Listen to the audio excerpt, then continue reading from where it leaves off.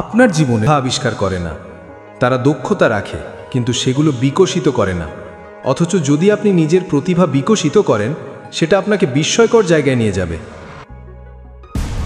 সবচেয়ে সহজ কাজ ছিল আমার $1 মিলিয়ন উপার্জন করা। সবচেয়ে কঠিন কাজ ছিল বিশ্বাস করা যে সেটা আমার পক্ষেও সম্ভব। আপনার জীবনে সব কিছু নির্ভর করে আপনার দৃষ্টিভঙ্গির উপর। যদি আপনি নিজেকে বলেন আমি পারবো, আমি সফল হব, তাহলে ধীরে ধীরে আপনার চিন্তার পুরনো কাঠামো ভাঙবে। আকাশ আপনার সীমা নয়, আকাশ আপনার শুরু।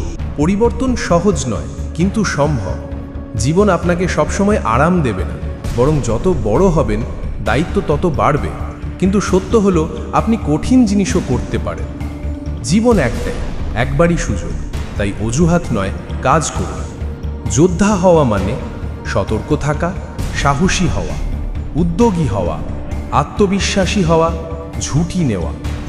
জীবন একটি যুদ্ধক্ষেত্র। আপনি যদি নিজের স্বপ্নের জন্য লড়াই থামান, তবে অবাঞ্ছিত জিনিসগুলো আপনার জীবনে দখল করে নেবে। সুখের শুরু আপনার ভেতর থেকে। আপনি যদি নেতিবাচক চিন্তা করেন, রাগে থাকেন, ক্ষোভ জমিয়ে রাখেন, অবশ্যই কষ্ট পাবেন। তাহলে সমাধান কি? নিজেকে বাধ্য করুন ইতিবাচক চিন্তা করতে। শুরুতে কৃত্রিম লাগবে, কিন্তু পরে সত্যিই ভালো লাগবে।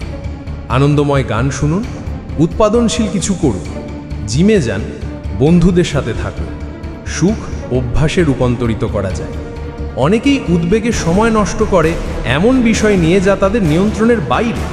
তাই সার্কেল অফ কনসার্ন ছেড়ে সার্কেল অফ ইনফ্লুয়েন্সে মনোযোগ দিন। ধ্যান, শান্তভাবে বসা, শান্ত দৃশ্য কল্পনা করা, এসব উদ্বেগ কমায়। প্রতিদিন কিছু সময় নিজেকে স্ট্রেস থেকে আলাদা করুন। সেরা প্রত্যাশা করুন। যদি আপনি ব্যর্থ হওয়ার প্রত্যাশা করেন, আপনি ব্যর্থ হবেন। কিন্তু যদি সফলতার প্রত্যাশা করেন, আপনি সফল হবেন। আপনি মনে কি বীজ রোপণ করছেন?